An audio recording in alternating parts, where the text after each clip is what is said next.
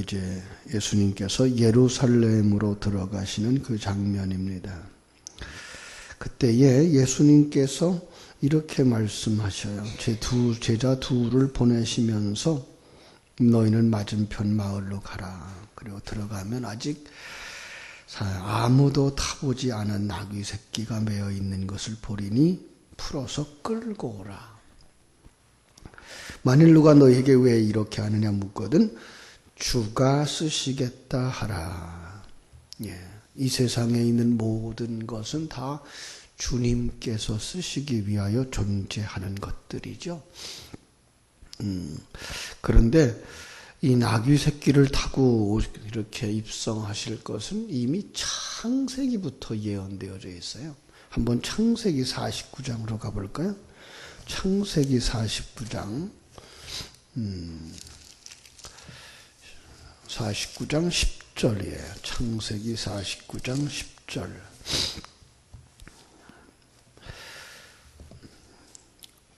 유다에 대해서 예언을 하시다가 그 규라고 이제 번역이 됐습니다만은 과거에는 이제 홀이었죠.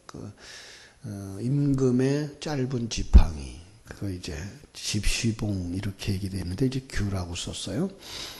규가 유다를 떠나지 아니하며 통치자의 지팡이가 그 발 사이에서 떠나지 아니하시기를 실로가 오시기까지 이르리니 그에게 모든 백성이 복종하리로다.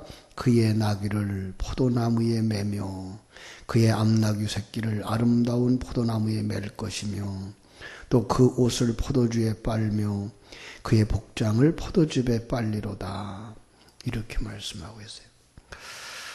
포도나무에다 매놓은 암나귀, 그죠? 그리고 나귀 새끼, 이렇게 말하고 있어요.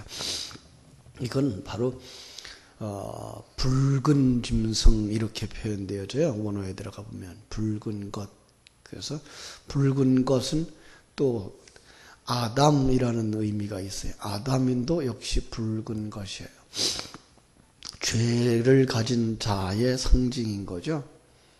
바로 이렇게 볼 때에 예수님께서 이 땅에 오신 것은 그 죄인과 함께 죄인의 자리에 들어가서 죽어 죄인을 살리실 것을 예언한 바로 유다 지파에 대한 예언에서부터 쭉 연결되어져 있는 걸 우리가 볼 수가 있습니다. 요한계시록에 가보면은 이제 포도즙 틀에다가 포도를 넣고 밟아요. 심판이죠. 그러면 거기서 흘러나오는 포도즙이 말굴레까지 찼더라 그래요. 말굴레가 이제 말에게 자갈을 물리는 자리인데 말의 키가 사람보다 훨씬 크죠. 그 말굴레, 그리고 말의 입까지 그 포도주가 차면 그 아래에 있는 모든 것들은 다 묻혔다는 거예요. 죄 아래에 있는 거죠.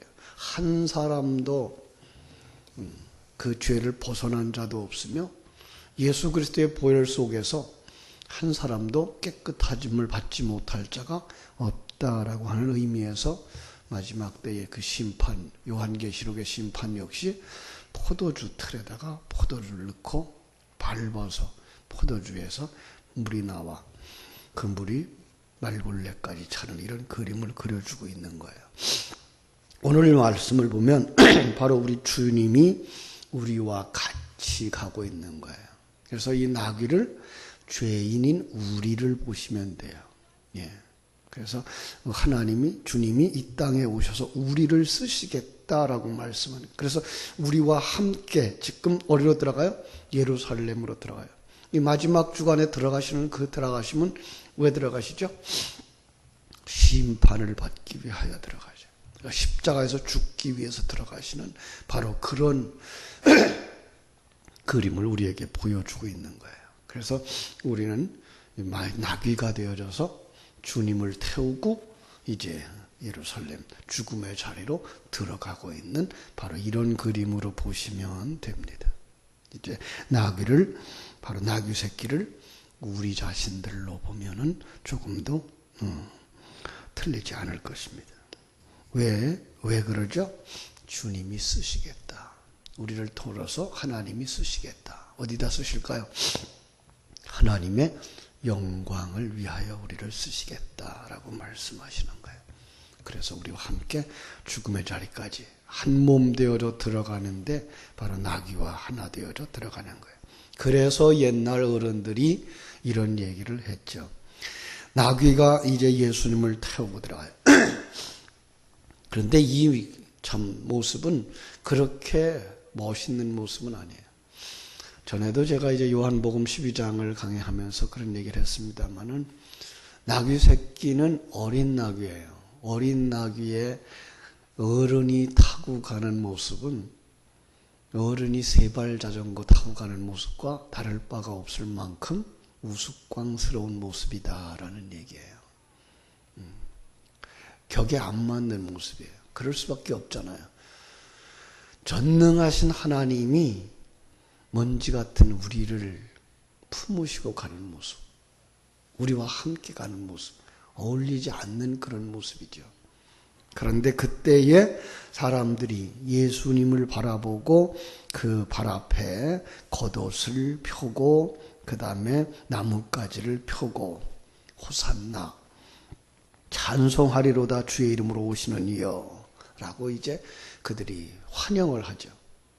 그 환영하는 소리를 들으면서 어른들이 그런 얘기를 했어요. 나귀가 예수님을 보고 환호하는 걸 보면서 자기를 보고 환호하는 줄 알면 그러면 예수님 떨어뜨린다.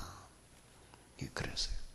바로 성도들이 예수님 때문에 사랑받고 예수님 때문에 천국 가고 예수님 때문에 은혜를 입었는데 그 예수를 잊어버리면 이렇게 참 추한 모습이 되어지고 예수님을 잃어버린 그런 존재가 된다라는 그런 의미죠.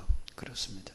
우리는 어떤 상황 속에서도 좋은 일이 있을 때나 나쁜 일이 있을 때나 주님과 함께 하고 있다는 사실을 결코 잊으면 안 될 것입니다.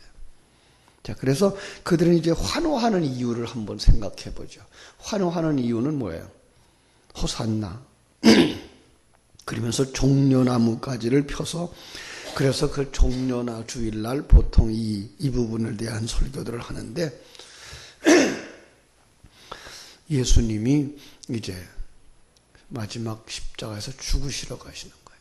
그런데 그들은 메시아에 대한 기대를 가졌던 민족이라 예수님에 대한 소문을 듣고 나서는 이분이 메시아일 거야. 이분을 나라의 왕으로 삼으면 우리는 어려움들을 다 해결하고 우리의 대적을 다 물리치고 이 땅에서 평안한 다윗 왕국을 다시 회복할 수 있을 거야 라고 하는 이런 민족적 메시아관을 가지고 있었던 거예요. 주님이 이 세상에 오신 이유 마태복음 1장 21절에서 우리가 볼 수 있었던 것처럼 자기 백성을 자기 죄에서 구원하기 위해서 오신 예수님이에요. 우리를 죄악 가운데서 건져서 하나님의 나라로 데려가시기 위해서 오신 예수님.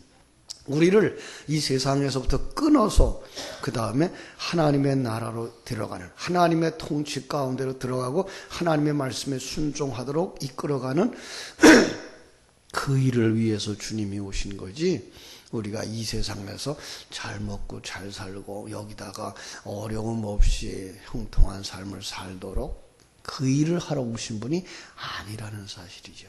근데 그들은 전혀 거기까지 깨닫지 못한 거예요. 이 모습이 바로 거듭나지 못한 인생들이 가진 종교심이죠. 거듭나지 못한 사람들이 하나님 앞에 나오면 바로 그 하나님을 자기를 위하여 뜻쓰는 도구로 만들어요. 하나님 나를 도와주시는 분, 나를 축복하시는 분, 내 문제를 해결해 주시는 분. 오죽하면 예수는 인생의 문제를 해결해 주는 만능 열쇠 이렇게 생각하기도 하는 거죠. 아니에요. 그래서 사람들이 이제 하나님의 관점에서 보지 못하면 하나님을 자기를 위하여 존재하도록 만들고자 해요. 그런데 성경은 그걸 갖다가 우상숭배라고 말하고 있는 거죠. 참 안타까운 거예요. 주의 종들조차도 거듭나지 못하고 하나님의 관점을 보지 못하면 삼위일체 하나님의 그 역사, 성부, 성자, 성령의 역사가 오늘 우리의 구원, 우리의 행복, 우리의 문제 해결에 집중된단 말이에요. 여러분 그렇게 소망을 하고 기대를 합니다마는 우리들의 문제가 해결되던가요? 예수 믿어서 더 많이 우리가 세상 것을 가지거나 세상의 높은 자리에 가거나 그랬던가요? 그렇지 않아요. 그럴 때 이제 간증하러 나오는 사람들 있죠. 어떤 사람이죠? 나는 예수 믿어서 복을 받아서 이렇게 풍부해졌어요. 이렇게 안 되던 일이 되어졌어요. 높은 자리에 올라갔어요. 성공했어요. 그러니까 여러분들 신앙생활 잘해서 저처럼 되세요. 여러분 거기서 성도들이 받는 영향은 뭘까요? 저 사람은 됐어. 그런데 나는 왜 안 되지? 예. 비교하고 거기서부터 이제 우열을 가리는 세속적인 관점으로 쏙 들어가 버리는 거예요. 그 사람은 그런 그릇으로 하나님이 쓰셔서 그렇게 될 수 있고요. 나는 내가 이만한 그릇이기 때문에 이렇게 쓰고 있는 거야. 여기에서 평안이 와줘야 되는데 이 부분이 없어지는 거예요. 그냥 세상적인 관점에서 비교 판단하고 경쟁하고 한 걸음 더 나가서 그래서 이 세상에서 누리지 못하니까 어디서 누리라 그래요? 천국에 가서.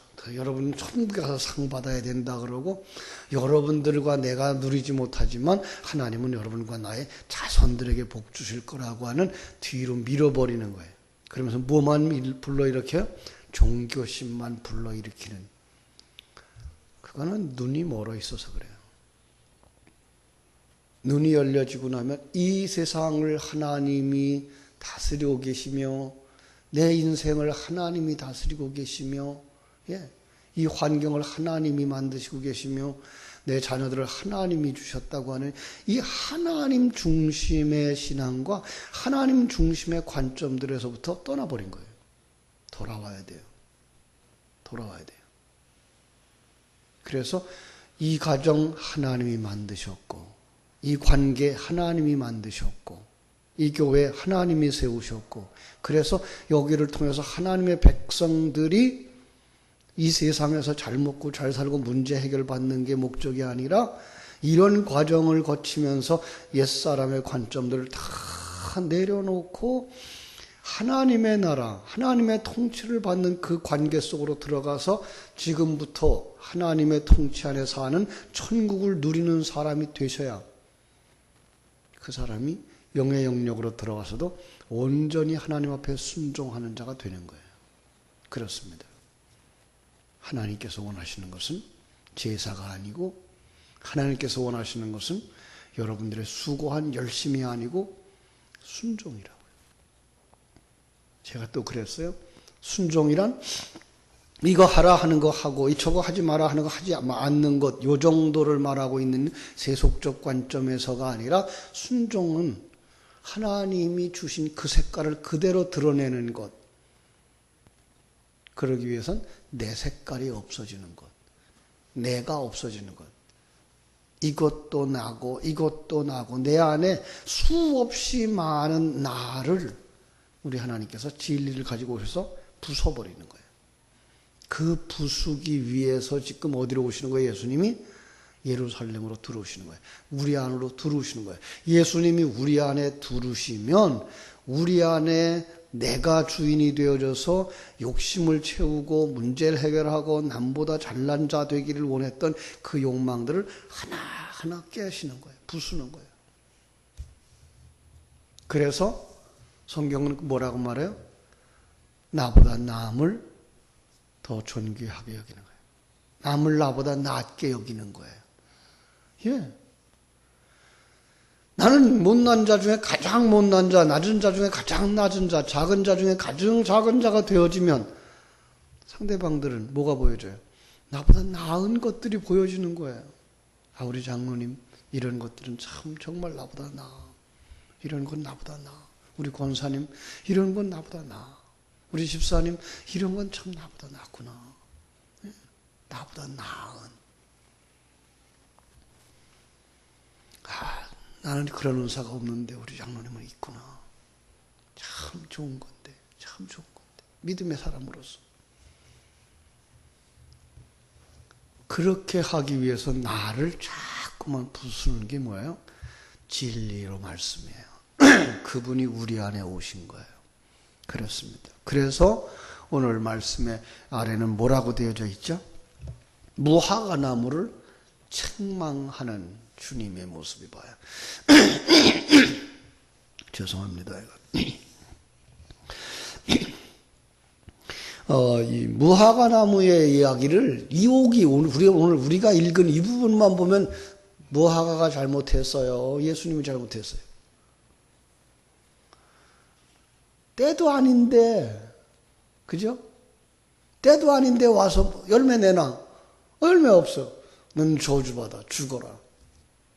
그냥 이 문장만 보면은 이건 예수님 정말 잘못한 거예요. 그런데 이 무화과 나무의 비유는 창세기부터 나온다 그랬죠. 네. 주님이 지금 뭐를 하나 책망하고 싶어서 지금 이 마가가 이 이야기를 여기다 싣고서 무언가 우리에게 계시하고 싶어서 이 무화과 나무의 이야기를 하고 있는 거예요.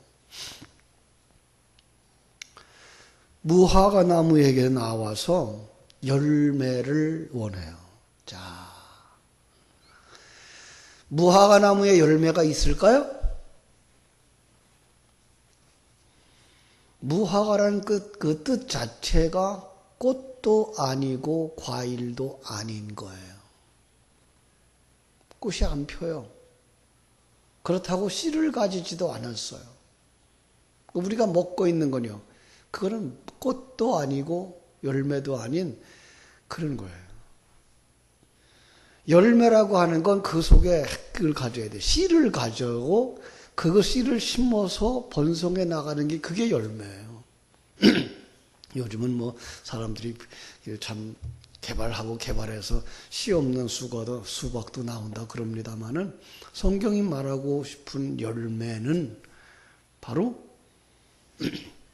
그 속에 씨앗을 가진 존재를 이야기하는 거예요. 근데 무화과 나무는 씨도 없어요. 꽃도 없어요. 그러면서 열매인 척, 꽃인 척 하고 있는 게 무화과예요. 이걸 외식하는 자들을 이런 모형으로 쓰고 있고요. 내가 중심이 되어져서 된 척 하고 있는 자들을 이렇게 묘사하고 있는 거예요. 그들 속에 열매를 찾아요. 이건 무화과 열매를 이야기하고 있는 것이 아니고요. 성경 전체에 흐르고 있는 열매를 찾는 거예요. 어떤 열매예요? 성령의 열매예요. 하나님의 존재에 대한 이해와 하나님이 나의 생명의 주인이라고 하는 믿음의 고백과 하나님이 함께 하시며 하나님이 나를 만들어 가고 있다고 하는 이 신앙의 핵심을 가진 열매를 찾는 거예요. 없죠. 예. 그래서 그런 무화과 나무는 영원히 열매를 맺지 못하는 거죠. 저주예요. 그렇습니다. 마지막에 어떻게 돼요? 말라버려 죽는 거죠. 지옥에 던져지는 거죠. 이제 그 이야기는 이제 내일 우리가 볼 본문에 들어가 있는 부분입니다. 하나님이 우리에게 원하시는 것, 하나님이 인생을 만드신 그 이유는 하나님의 영광을 위해서예요. 그 존재 자체로서의 행복과 평안함을 그걸 목적으로 삼고 있질 않아요, 지금. 아니, 우리가 생각하고 있는 행복과 우리 존재 목적은 하나님이 생각하고 있는 그 행복과 존재 목적에 전혀 이르질 않아요. 우리는 이 세상에서 건강할 때만 행복하다고 말하고 있고 뭔가를 가졌을 때만 행복하다고 말하고 있어요. 그러나 그것은 잠깐 지나가 버려요. 그죠? 우리의 젊음도 잠깐이에요. 꽃은 시들고 풀은 마르듯이 한순간이 지나고 나니까 그것이 가버려요. 항상 평안하고 좋을 것이지 않아요. 항상 다 가지고 있질 않아요. 그러니까 우리는 이 세상에서 영원히 행복할 수 있는 조건은 하나도 없어요. 그러니까 영원이라는 그 생각조차도 없어요. 하나님의 생각은요. 하나님이 가진 그것, 하나님이 계획한 그것을 가지고 평강을 누리고 그것을 가지고 기쁨을 누리고 그것 속에서 하나님과 함께 살아가는 그 행복. 예. 그 하나님이 우리를 이용해서 하나님의 이득을 채우려고 하는 하나님의 인도하심이 아니라 우리의 행복을 위해서 하나님이 존재한 모든 것을 주시는 그 행복. 여기까지 눈이 열려야 돼요. 그래서 이런 것들은 하나님이 나를 위해 하신 거구나. 이런 것들은 하나님이 나를 위해서 하시는 거구나. 그래야 되는데 자, 여기서 이제 그러지 못한 사람들의 이야기를 하고 가자고요. 자, 이제 그들이 기대했던 호산나 찬송하면서 주의 이름으로 오시는 이여 두 손 들어 환영했던 그들이 며칠이 못 돼서 십자가에 못 박아요. 저 사람은 십자가에 못 박아요. 그랬어요. 왜 그랬을까요? 왜 그랬을까요? 분명히 그분은 예수님은 문제를 해결하실 수 있어요. 오병이어를 행했어요. 병든 자를 치료했어요. 바다도 잔잔케 했어요. 능력이에요. 능력자예요. 그런데 능력자지만 나를 도와주지 않는 능력자는 차라리 죽여 없애는 게 낫다는 거예요.